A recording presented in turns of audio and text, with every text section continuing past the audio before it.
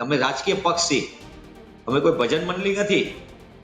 અમારી સાથે થયેલા વ્યવહાર, અમારી સાથે થયેલો કપટ ભાવ, અમારી સાથે થયેલી છેતરપિંડી, અમારી સાથે થયેલા નિર્ણાયક નિર્ણયોની સામે બદલાઈ જવું રાતોરાત, જેલમાં હોય ત્યારે અલગ વાત કરવી, ચર્ચા વિચાર કરવી, જેલમાંથી બહાર આવે ત્યારે તમામ હરિયાણામાં શું થયું મારે કઈ નામ સાથે કહેવાની જરૂર નથી. તમે 2022ના પરિણામોની ચર્ચા કરતા કે આવી રીતે થયું, આવી રીતે થયું, કોને ફાયદો થયો?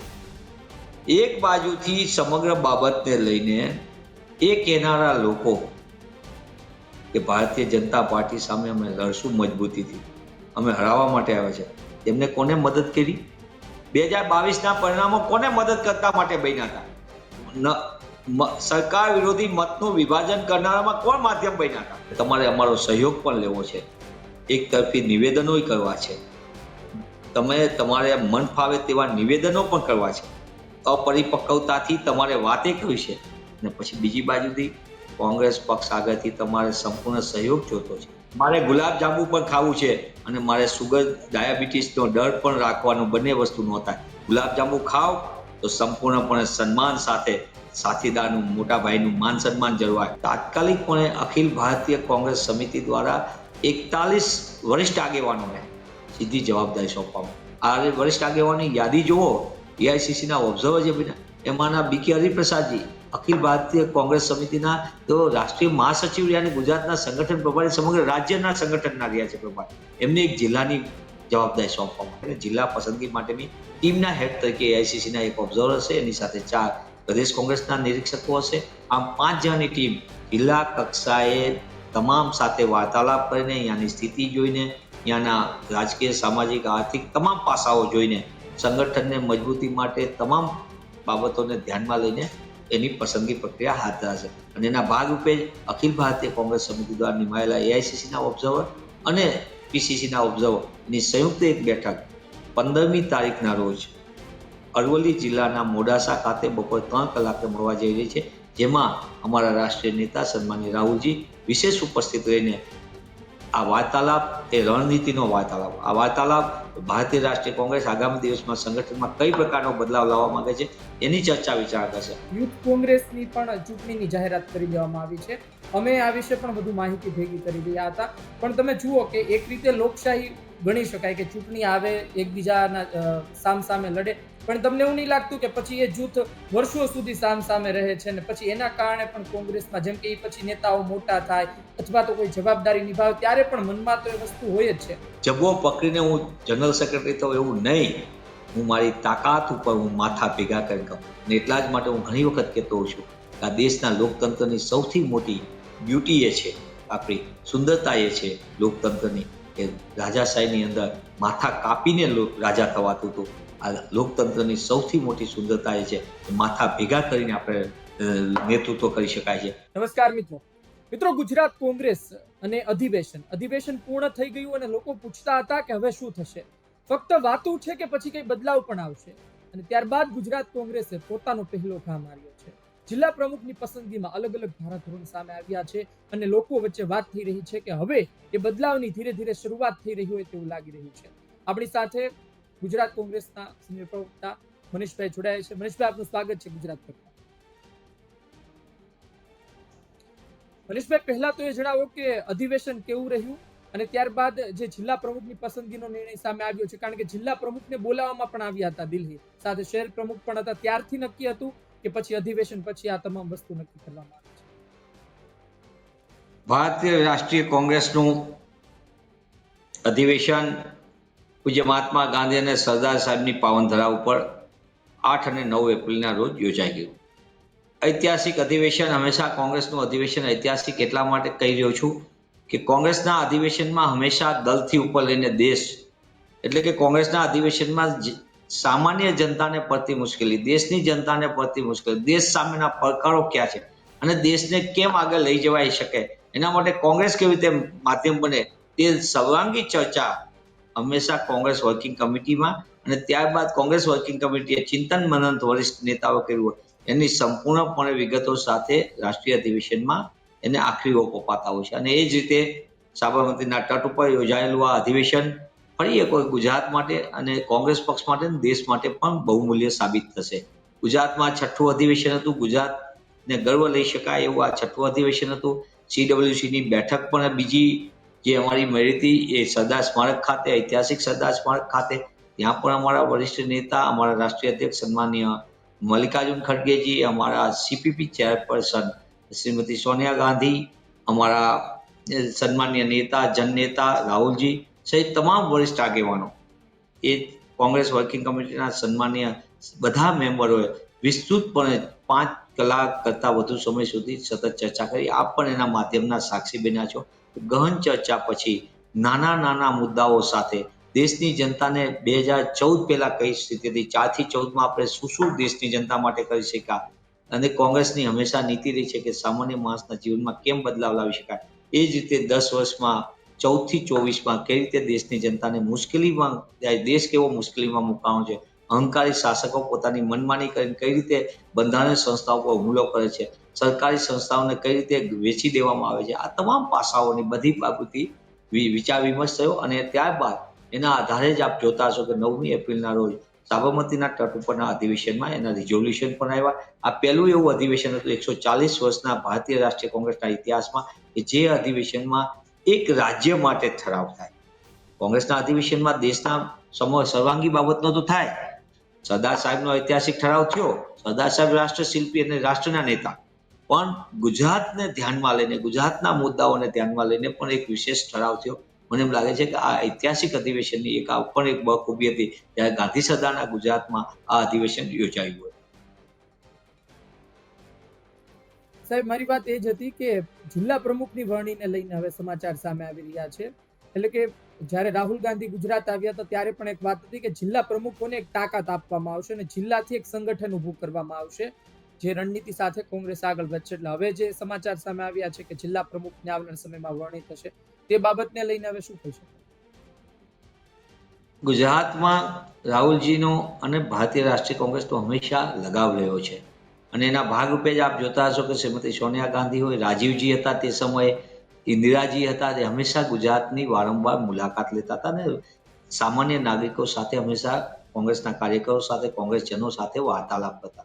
અને એના ભાગરૂપે જ રાહુલજીએ 2017ની અંદર સમગ્ર ગુજરાતના ખૂણા ખૂણા ઉપર નવસર્જન યાત્રામાં જઈ અને લોકોની વચ્ચે મળી લોકોના સીધા પ્રશ્નોને, નહીં ઇધર ઉધર કી બાત, ગુજરાતની જનતાને શું આપી શકે કોંગ્રેસ અને કોંગ્રેસના માધ્યમથી ગુજરાતની જનતાના જીવનમાં શું બદલાવ થાય, એ ઇસ્યુ બેઝ આખું કમ્પ્લીટ પણ કેમ્પેન રાહુલજીના નેતૃત્વમાં આપણે નવસર્જન ગુજરાત વખતે 2017 જોયું તો અમે સત્તા ન મેળવી શક્યા પણ સત્તાના ઘણા નજીક પહોંચી ગયા હતા.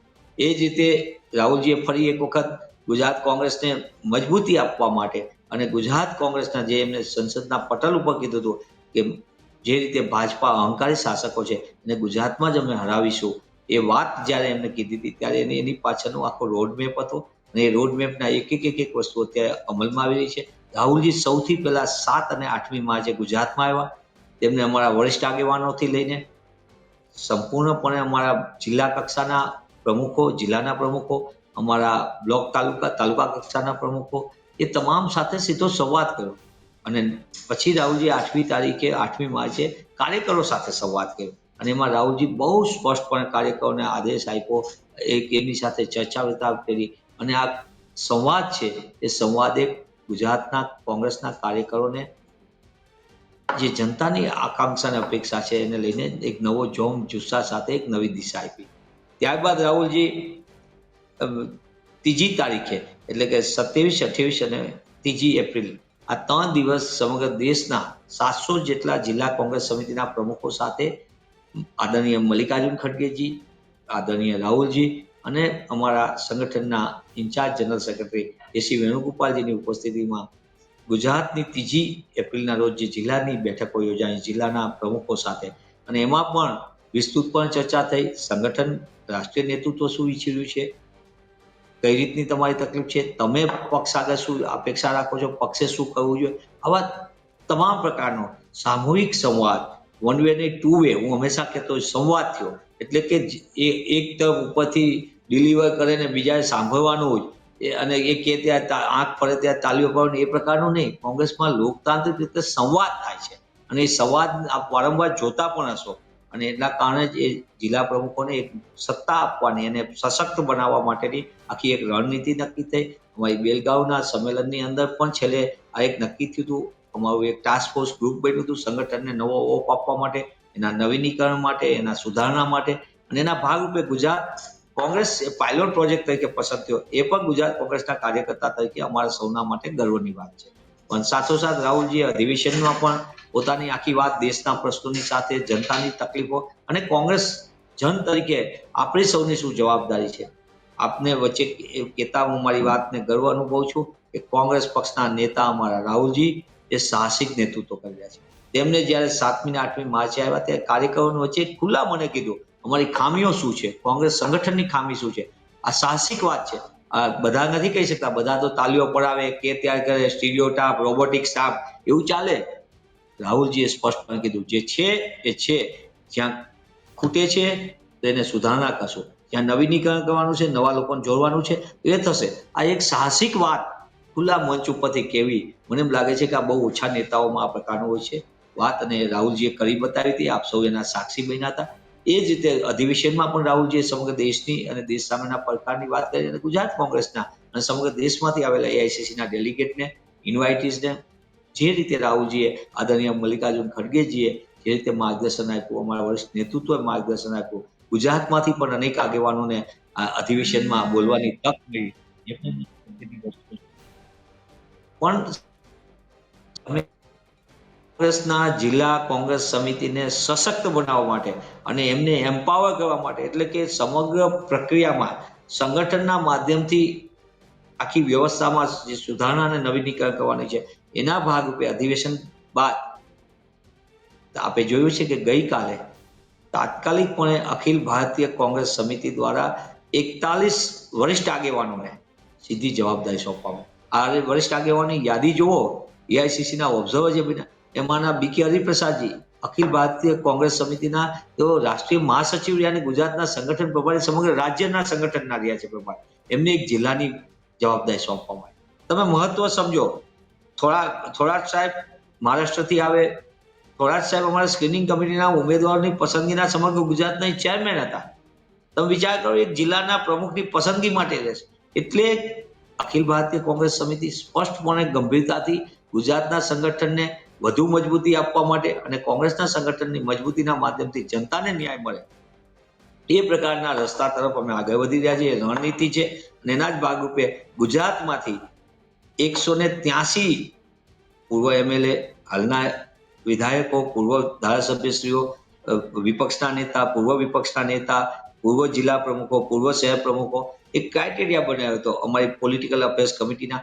એ ક્રાઇટેરિયા પ્રમાણે જે લોકો આવતા હતા, જેમને છેલ્લા 20 વર્ષ 25 વર્ષમાં જેમને કામ કર્યું છે પક્ષમાં, જુદા જુદા ક્યાંક ઇલેક્ટેડ પોલિટિક્સમાં, ઓર્ગેનાઇઝેશન સેટઅપમાં, એ તમામ લોકોને જવાબદારી આપી. એમાંથી પીસીસીના જે નિરીક્ષકો છે, પ્રદેશ કોંગ્રેસ તરફથી નિમાયેલા જે નિરીક્ષકો છે, એમાંથી 4-4ની ટીમ બનશે અને એની ઉપર એક મજબૂત કોર્ડિનેશન કરવા માટે સંકલન કરીને જે રાષ્ટ્રીય નેતૃત્વ ઇચ્છ્યું એ આખી વાતને અમલીકરણ કરવા માટે અને જિલ્લા પસંદગી માટેની ટીમના હેડ તરીકે એઆઈસીસીના એક ઓબ્ઝર્વર હશે, એની સાથે 4 પ્રદેશ કોંગ્રેસના નિરીક્ષકો હશે. આમ 5 જણની ટીમ જિલ્લા કક્ષાએ તમામ સાથે વાર્તાલાપ કરીને, અહીંયાની સ્થિતિ જોઈને, અહીંયાના રાજકીય, સામાજિક, આર્થિક તમામ પાસાઓ જોઈને સંગઠનને મજબૂતી માટે તમામ બાબતોને ધ્યાનમાં લઈને એની પસંદગી પ્રક્રિયા હાથ ધરાશે. અને એના ભાગરૂપે જ અખિલ ભારતીય કોંગ્રેસ સમિતિ દ્વારા નિમાયેલા એઆઈસીસીના ઓબ્ઝર્વર અને પીસીસીના ઓબ્ઝર્વર ની સંયુક્ત એક બેઠક 15મી તારીખના રોજ અરવલ્લી જિલ્લાના મોડાસા ખાતે બપોરે 3 કલાકે મળવા જઈ રહી છે, જેમાં અમારા રાષ્ટ્રીય નેતા સન્માનીય રાહુલજી વિશેષ ઉપસ્થિત રહીને આ વાર્તાલાપ એ રણનીતિનો વાર્તાલાપ, આ વાર્તાલાપ ભારતીય રાષ્ટ્રીય કોંગ્રેસ આગામી દિવસમાં સંગઠનમાં કઈ પ્રકારનો બદલાવ લાવવા માંગે છે એની ચર્ચા વિચારણા કરશે. અને સાથે સાથે માત્ર ચર્ચા વિચારણા નહીં થાય, પણ એવો સંવાદ થશે કે તમને સોંપાયેલી જવાબદારી તમે નિષ્ઠાપૂર્વક આગળ વધો. એટલે જ આપણે જોયું છે કે અમારો અધિવેશનનો પણ જે વાત હતી, જે ભારતીય રાષ્ટ્રીય કોંગ્રેસ ઈચ્છી રહી છે, સંકલ્પ, સમર્પણ અને સંઘર્ષ. સંકલ્પ અમારો લોકોના ન્યાય માટે, જનતાના ન્યાય માટેનું છે. અમારું સમર્પણ છે કોંગ્રેસના સંગઠનને મજબૂત કરી અને જનતાના ન્યાય માટે કોંગ્રેસ જનનું સમર્પણ રહેશે. અને સાથે સાથે અમારો સંઘર્ષ હશે, જનતાની ન્યાયની લડત લડવા માટે કોંગ્રેસ જન એ સંઘર્ષમાં જોડાશે. જી, એક વાત એ છે કે 2017માં જે પરિણામ આવ્યું ને ત્યારે પણ નવસર્જનની વાત હતી. એટલે પછી લોકો સતત એ કહેતા હતા કે જો રાહુલ ગાંધી 17માં આટલો પ્રવાસ કરે, આટલી યાત્રાઓ કરે, એનો જો પરિણામ 77 સુધી પહોંચે તો પછી 22માં પણ પહોંચી શકતું હતું, પણ થોડું અંતર રહ્યું. ને હવે લોકો છેલ્લા ઘણા સમયથી કહેતા રહ્યા છે કે ગુજરાતમાં જો રાહુલ ગાંધી આ જ પ્રમાણે પ્રવાસ કરતા રહે તો પછી 27માં પણ કોંગ્રેસ ફરી એ મુકામે અથવા તો આથી પણ વધુ સારી સ્થિતિમાં આવે એ તો સ્વાભાવિક છે. નિશ્ચિતપણે કોંગ્રેસ પક્ષના અમારા રાષ્ટ્રીય નેતા, લોકસભામાં પ્રતિપક્ષના નેતા સન્માનીય રાહુલજી એક લોકનેતા છે, જનનેતા છે. પ્રેમ, મોહબ્બત, સત્ય, અહિંસાના સિદ્ધાંત ઉપર તે લોકોને મળી રહ્યા છે. દેશની જનતાની ભાવનાઓનું સન્માન સાથે તે હંમેશા સત્યના પથ ઉપર ચાલી રહ્યા છે. અઘરો પથ છે. સંવિધાનને સાથે લઈને સંવિધાનના સિદ્ધાંતો પર આગળ વધવું એ પડકાર છે અને રાહુલજી આ જાણે છે. પણ તેમ છતાં લોકો શરૂઆતમાં મજાક કરતા હતા કે યા તો વાત જાહેરાત કરે, રાષ્ટ્રીય નેતા થોડા ચાલે, પણ વિશ્વના એકમાત્ર એવા નેતા છે સન્માનીય રાહુલજી કે જેમને 4200 કરતા વધુ કિલોમીટરની પદયાત્રા કરી. તમે સમજો, હું પુનઃ એ વાત કહું છું, ભારતીય રાષ્ટ્રીય કોંગ્રેસના એ નેતા છે રાહુલજી, જેને દેશની અંદર પ્રેમ, મોહબ્બત, સમાનતા, સદભાવ લાવવા માટે 4200 કરતા વધુ કિલોમીટરની પદયાત્રા કરી. શરૂઆતમાં લોકોને ઘણી બધા પ્રશ્નો હતા. ભારતીય જનતા પાર્ટીને એવું લાગતું કે એ તો હવાઈ મુસાફરીથી ટેવાયેલા લોકો, મોંઘી મોંઘી ગાડીઓમાં ફરવાવાળા લોકો છે. રાહુલજીએ સંકલ્પ કર્યો, એમનું સમર્પણ ભાવ જુઓ. એમને જનતાને દેશની અંદર જ્યારે વિભાજનકારી તાકાતો બહુમતીના જોડે આ દેશના સામાન્ય માણસમાં જે પ્રકારે એકબીજા વચ્ચે જે અત્યારે પરિસ્થિતિનું નિર્માણ કરે છે, જે રીતે અત્યારે માત્ર સત્તા કેન્દ્રિત રાજનીતિ થઈ રહી છે અને સત્તા મેળવવા માટે સંપૂર્ણપણે બદલાની ભાવના સાથે કામ થઈ રહ્યું છે. સત્તા મેળવવા માટે જે રીતે વિભાજનકારી તાકાતોને મજબૂતી આપવામાં આવે છે, જે રીતે અત્યારે સાંપ્રદાયિક ધ્રુવીકરણ થઈ રહ્યું છે, આ તમામ બાબતોને રાહુલજીએ નિશ્ચિતપણે કીધું કે હું ના યાત્રા કરીશ. એમને ઘણી તકલીફ હતી શારીરિક રીતે. એમના પગમાં જ્યારે તેઓ કોલેજ વખતમાં હતા ત્યારે તેમના ઢીંચણ ઉપર ડૉક્ટરે કીધેલું કે હવે તમે વધુ લાંબુ નહીં ચલાવી શકાય, તમારે મર્યાદિત ચાલવું પડશે. તેમ છતાં ડૉક્ટરની ના હતી છતાં રાહુલજીએ કીધું કે હું દેશ માટે ચાલીશ અને આ મારો સંકલ્પ છે. અને સમર્પણ ભાવથી રાહુલજી આપ સૌના માધ્યમથી સમગ્ર દેશે જોયું વિશ્વનો એકમાત્ર નેતા એવો જેને દેશની એકતા અખંડિતતા માટે, જેના દાદીએ ઇન્દિરાજીએ આ દેશની એકતા અખંડિતતા માટે બલિદાન આપ્યું, જેના પિતાશ્રી રાજીવજીએ જે 21મી સદીના સ્વપ્નદ્રષ્ટા હતા, જેના કારણે કોમ્પ્યુટર ક્રાંતિ, ઇન્ફોર્મેશન ટેકનોલોજી ક્રાંતિ આવી, એ રાજીવજીનું પણ દેશ માટે શહીદી હતી. ત્યારે રાહુલ ગાંધીએ દેશમાં એકતા અખંડિતતા મજબૂત થાય, પ્રેમ, ભાઈચારો રહે, એકબીજા વચ્ચે સમાનતા આવે અને આ બધા બાબતને સત્ય અને અહિંસાના ઓલા ઉપર સંપૂર્ણપણે તેઓ એ પથ ઉપર આગળ વધ્યા અને કાશ્મીરથી કન્યાકુમારીથી કાશ્મીર સુધીની એ યાત્રા આપ સૌ એના માધ્યમ બન્યા હતા. આપ સૌએ જોયું છે કે રાહુલજીના સંકલ્પે એક નવી દિશા દેશને આપી. દેશની અંદર ફરજિયાતપણે લોકોએ કહેવું પડ્યું કે આ દેશમાં વિવિધતામાં એકતા છે. બધાએ સ્વીકારવું પડ્યું, સત્તા સ્થાને બેઠેલા અહંકારમાં રાચેલા લોકો જેમને વિભાજનથી સત્તાનો પથ પસંદ કરેલો, એવા લોકોએ પણ જાહેરમાં તો સ્વીકારવું પડે છે કે દેશમાં વિવિધતામાં એકતા છે. અને રાજીવજી હોય કે રાહુલજી હોય, ઇન્દિરાજી હોય કે રાહુલજી હોય કે ભારતીય રાષ્ટ્રીય કોંગ્રેસનો મારા જેવા લાખો કાર્યકર્તાઓ, એ વાત છે કે જે પંડિત જવાહરલાલ નહેરુએ કીધેલી, આ દેશની સૌથી મોટી સમૃદ્ધિ તાકાત હોય તો એ તાકાત છે વિવિધતામાં એકતા. ને એ વાત લઈને જી તેઓ લોકો વચ્ચે ગયા અને એના કારણે આપ જોતા છો કે દેશની અંદર એક નવી રાજનીતિની શરૂઆત થઈ.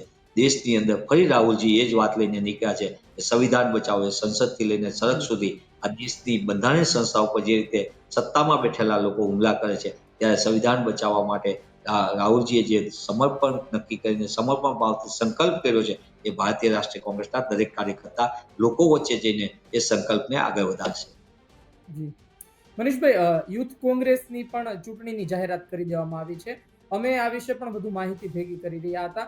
પણ તમે જુઓ કે એક રીતે લોકશાહી ગણી શકાય કે ચૂંટણી આવે, એકબીજાના સામસામે લડે, પણ તમને એવું નહીં લાગતું કે પછી એ જૂથ વર્ષો સુધી સામસામે રહે છે અને પછી એના કારણે પણ કોંગ્રેસમાં જેમ કે એ પછી નેતાઓ મોટા થાય અથવા તો કોઈ જવાબદારી નિભાવે ત્યારે પણ મનમાં તો એ વસ્તુ હોય જ છે. એટલે કે એક રીતે લોકશાહી પણ છે કે ભાઈ ચૂંટણી થાય છે સામસામે, એક રીતે નુકસાન પણ છે. નહીં, કોઈ પણ વ્યવસ્થા જ્યારે શરૂઆતમાં આવે ત્યારે તેની સામેના ઘણા બધા પડકારો આવતા હોય છે. આપણે પરિવર્તનને સીધું સ્વીકારતા નથી હોતા. મારું હોય કે તમારું હોય કે કોઈ પણ હોય, પરિવર્તનને આપણે મોટા ભાગે તાત્કાલિક સ્વીકારતા નથી. પણ આ એક એવા પ્રકારની વાત છે જ્યારે વિધિન ધી પાર્ટી, પક્ષની અંદર આંતરિક લોકતંત્રને મજબૂત કરવા માટે જે ચૂઝ યોર લીડર, તમે તમારો નેતા પસંદ કરો. આ વાત આપણને નવી લાગશે, પણ લાંબા ગાળે પક્ષની અંદર નવા લોકો માટેના દરવાજા ખુલી ગયા. જબ્બો પકડીને હું જનરલ સેક્રેટરી થઉં એવું નહીં. હું મારી તાકાત ઉપર હું માથા ભેગા કરી કહું. અને એટલા જ માટે હું ઘણી વખત કહેતો હોઉં છું કે આ દેશના લોકતંત્રની સૌથી મોટી બ્યુટી એ છે, આપણી સુંદરતા એ છે લોકતંત્રની, કે રાજાશાહીની અંદર માથા કાપીને રાજા થવાતું હતું. આ લોકતંત્રની સૌથી મોટી સુંદરતા એ છે કે માથા ભેગા કરીને આપણે નેતૃત્વ કરી શકાય છે. અને રાહુલજી આ જ ઈચ્છી રહ્યા છે કે સાચી દિશામાં સાચી રીતે માથા ભેગા કરીને તમે લોકતંત્રની ગરિમાને, સુંદરતાને ઓળખો, પહેચાનો અને એમાં તૈયાર થાઓ. મહેશભાઈ, એક વાત એ પણ છે કે ભૂતકાળના પરિણામ પર ચર્ચા કરી લઈએ, કારણ કે થોડા સમય પહેલા તમે જુઓ કે 2022ની ચૂંટણીમાં કોંગ્રેસને ખૂબ ઓછી બેઠકો આવી, 17 બેઠકો કોંગ્રેસને આવીને એ ચિંતાજનક બાબત હતી કોંગ્રેસને, કોંગ્રેસના કાર્યકર્તાઓ માટે.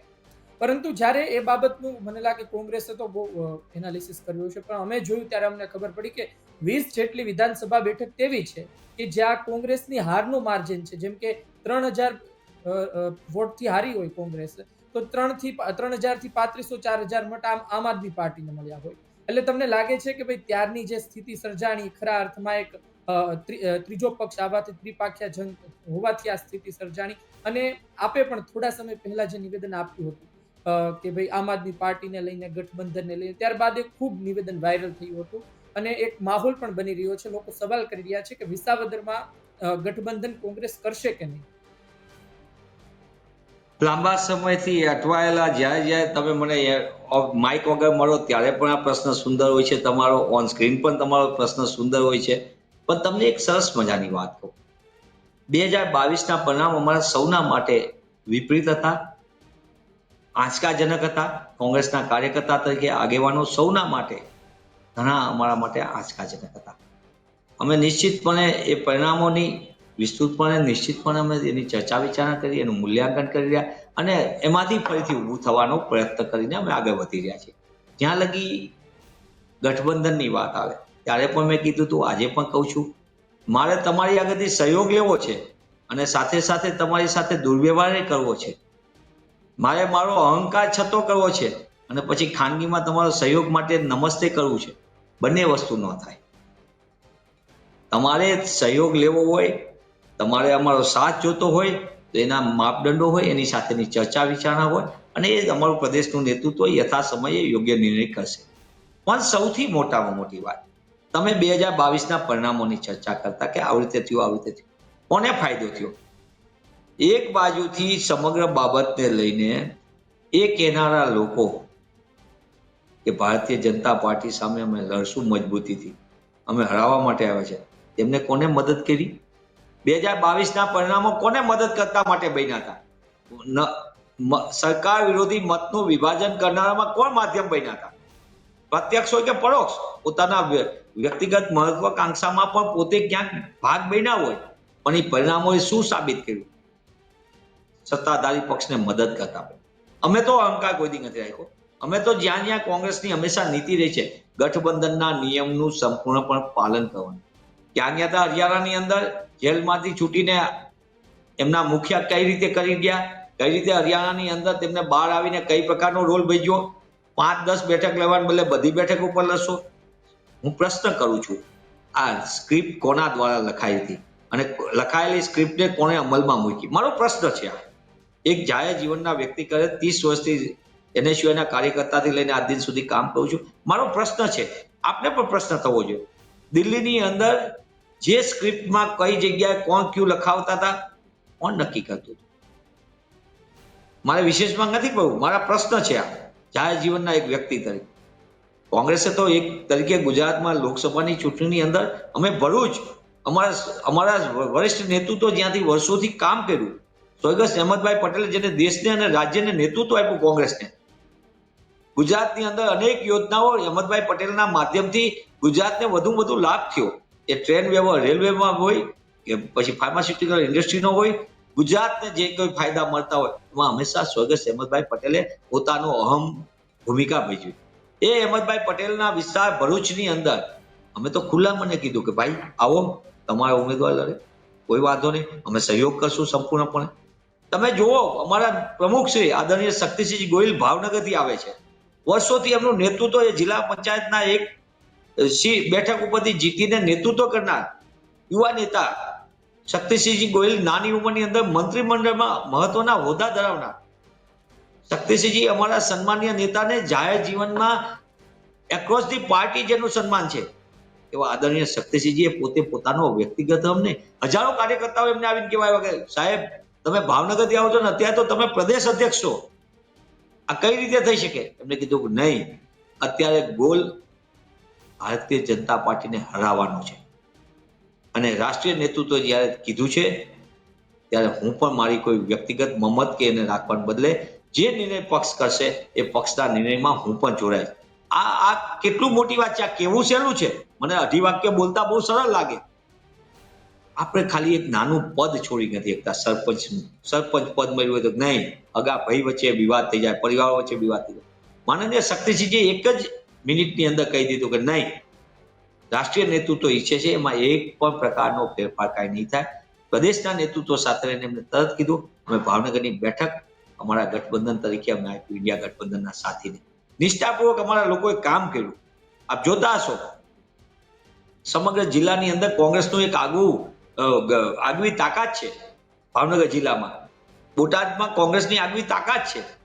અમે બધી વાત મૂકીને એક જ વાત નક્કી કરી, નહીં, આપણે ગઠબંધન છે તો ગઠબંધનના તમામ નિયમો નિષ્ઠાપૂર્વક પ્રમાણિકતાથી આપણે કરવાના, અને અમે કર્યા. અમે અન્ય જગ્યાની વાત નથી કરતો, હું બીજા લોકસભાની ચૂંટણીના મૂલ્યાંકન હું કરવા નથી માંગતો કે કોણે ક્યાંક રોલ ભજવ્યો હતો ગઠબંધનમાં. હંમેશા બે તરફી હોય, એક તરફી કોઈ વાત ન થઈ શકે. હું તમારું માન સન્માન રાખું, તમને તમારી સાથે જોડાઈને હું તમારા જે વસ્તુ હોય એમાં હું સાથીદાર બનીને, ભાગીદાર બનીને નિષ્ઠાપૂર્વક સમર્પણ ભાવથી કામ કરું, તો અપેક્ષા રાખી કે બીજી જગ્યાએ જ્યાં પણ તમે હો ત્યાં અમને પણ મદદ કરો. તમારે સહયોગ, હું મારી વાતને પુનઃ વાત દોહરાવું છું કે તમારે અમારો સહયોગ પણ લેવો છે, એક તરફી નિવેદનો કરવા છે, તમારે મન ફાવે તેવા નિવેદનો પણ કરવા છે, અપરિપક્વતાથી તમારે વાતે કરવી છે, અને પછી બીજી બાજુથી કોંગ્રેસ પક્ષ આગળથી તમારે સંપૂર્ણ સહયોગ જોતો છે.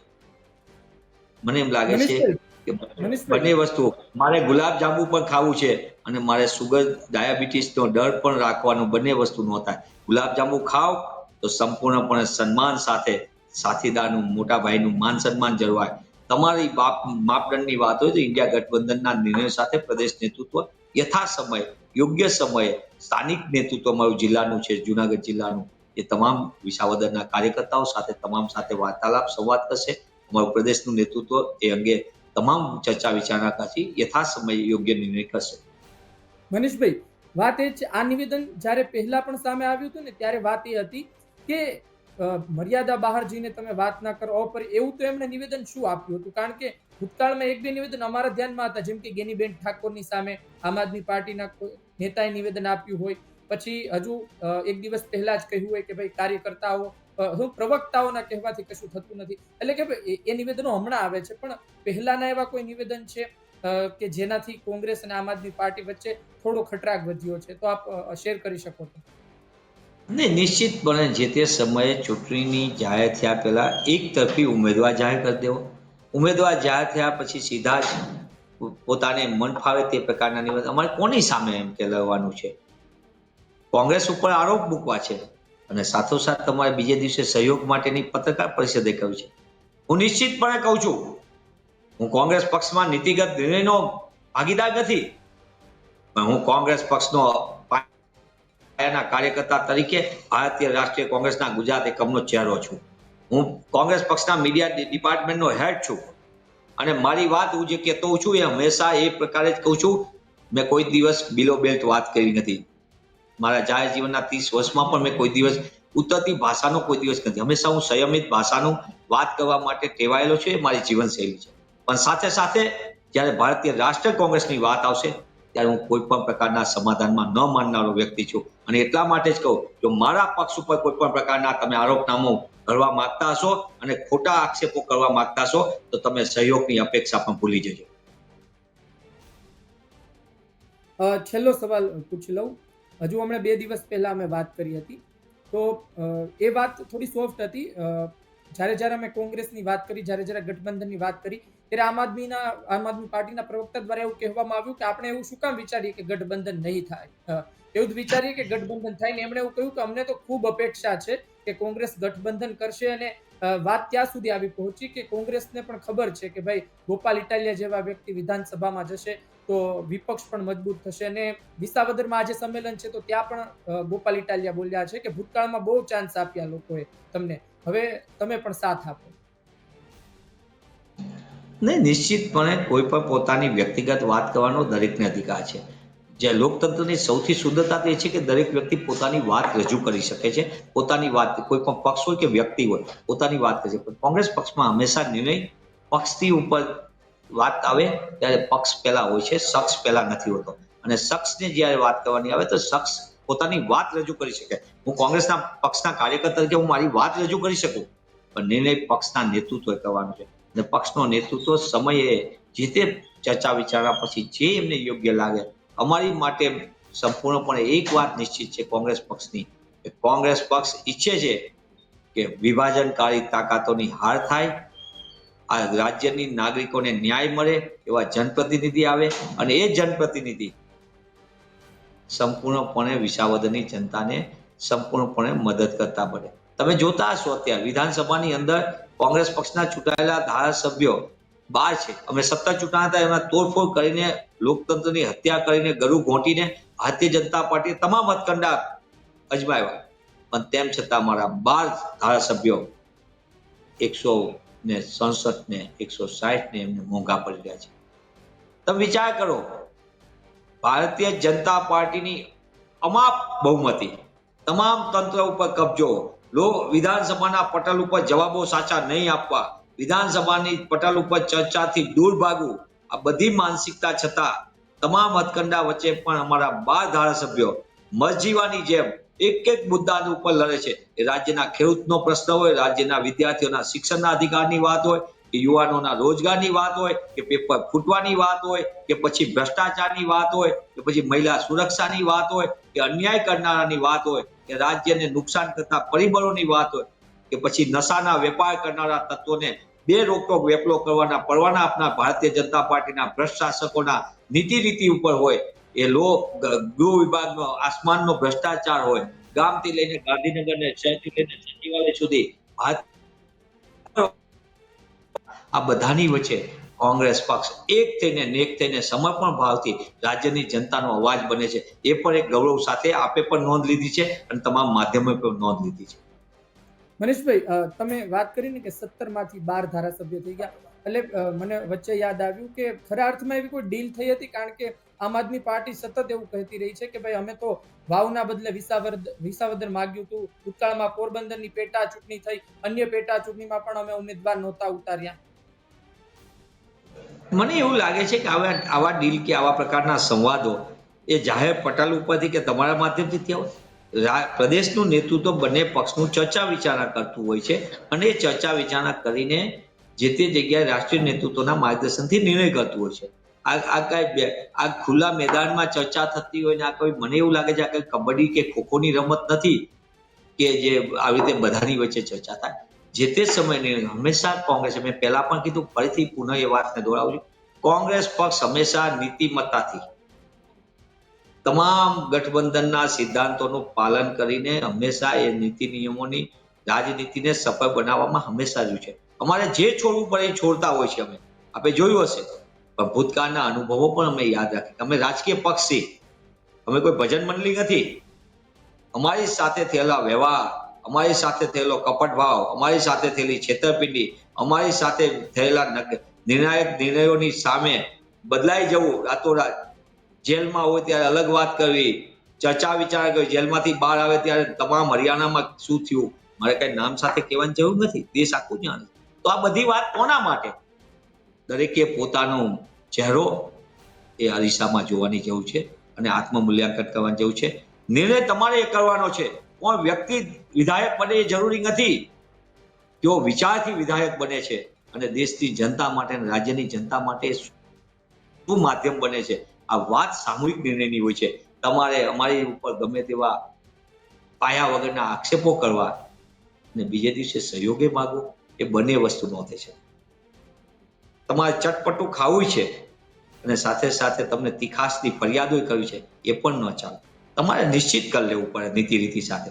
સહયોગ માગો, કોંગ્રેસ પક્ષનું નેતૃત્વ યથાસમય યોગ્ય નિર્ણય કરશે, પણ સાથે સાથે તમે અમારી ઉપર ખોટા આરોપો મૂકો અને પછી સહયોગની અપેક્ષા રાખો, એ પણ વ્યાજબી નથી. જી મનીષભાઈ, ધન્યવાદ. ખુલ્લા દિલે ચર્ચા કરી અને જે સવાલો મેં પૂછ્યા, મારે જે અપેક્ષા હતી જવાબની કે છે આપના તરફી મળે એ મુજબ આપણે વાત કરી. ધન્યવાદ, આપ અમારી સાથે જોડાયા. ખૂબ ખૂબ આભાર. તો આ હતા ગુજરાત કોંગ્રેસના સિનિયર પ્રવક્તા મનીષભાઈ દોશી. તેમના દ્વારા અલગ અલગ મુદ્દે વાત કરવામાં આવી. તેમની વાત ખૂબ મહત્વની છે. તેમણે જ્યારે ગોપાલ ઇટાલિયાએ પત્રકાર પરિષદ કરી હતી અને પત્રકાર પરિષદ પછી મનીષભાઈનું પણ નિવેદન સામે આવ્યું હતું ને એ નિવેદન ખૂબ ચાલ્યું હતું. લોકો સવાલ કરતા હતા કે હવે ગઠબંધન થશે કે નહીં, કારણ કે એમના નિવેદનમાં એક વાત એ પણ હતી કે તમે મર્યાદા બહાર જઈને બોલો છો. એક વાત એ પણ હતી કે તમે તમારે સાથ પણ જોઈએ છે અને બીજી તરફ તમારે પ્રહાર પણ કરવા છે. એટલે ભૂતકાળની અમે સવાલ પણ પૂછ્યા, તેમણે આડકતરો ઈશારો પણ કર્યો, વાત પણ કરી છે. પણ આવનાર સમયમાં જોવાનું રહ્યું કે શું થાય છે.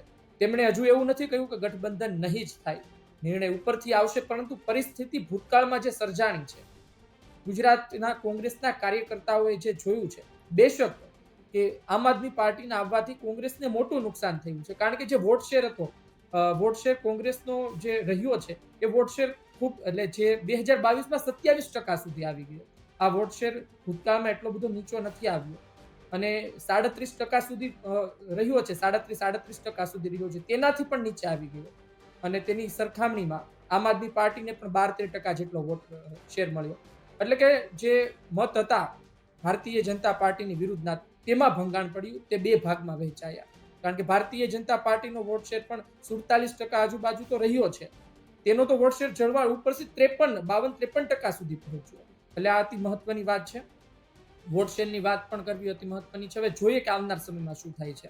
ભૂતકાળમાં અલગ અલગ લડ્યા હતા, પરિણામ ખરાબ આવ્યું હતું, પરંતુ આ વખતે કઈ સ્ટ્રેટેજી સાથે કઈ રીતે લડે છે એ પણ જોવું રહ્યું. રાહુલ ગાંધીએ ગુજરાતમાં ધામા નાખ્યા છે, એક બાદ એક ગુજરાત મુલાકાત કરી રહ્યા છે. મને લાગે છે કદાચ તેની અસર જોવા મળશે, કારણ કે 17માં જોવા મળી હતી, તો પછી 27માં શું કામ ન જોવા મળે એ પણ સવાલ છે. 17માં આંદોલનો હતા, બધી વાત સાચી, પણ 27માં પણ ફરી એ લહેર કોંગ્રેસ ઊભી કરી શકે છે તેવું જોવા મળી રહ્યું છે. આપનું શું કહેવું છે કોમેન્ટ બોક્સમાં જરૂરથી લખજો. મનીષભાઈની વાત વિશે આપનું શું કહેવું છે, ગઠબંધન વિશે આપનું શું કહેવું છે, કોમેન્ટ બોક્સમાં જરૂરથી લખજો. આ ચર્ચા પસંદ આવી હોય તો લાઈક કરજો, શેર કરજો. મને આપશો રજા. ધન્યવાદ.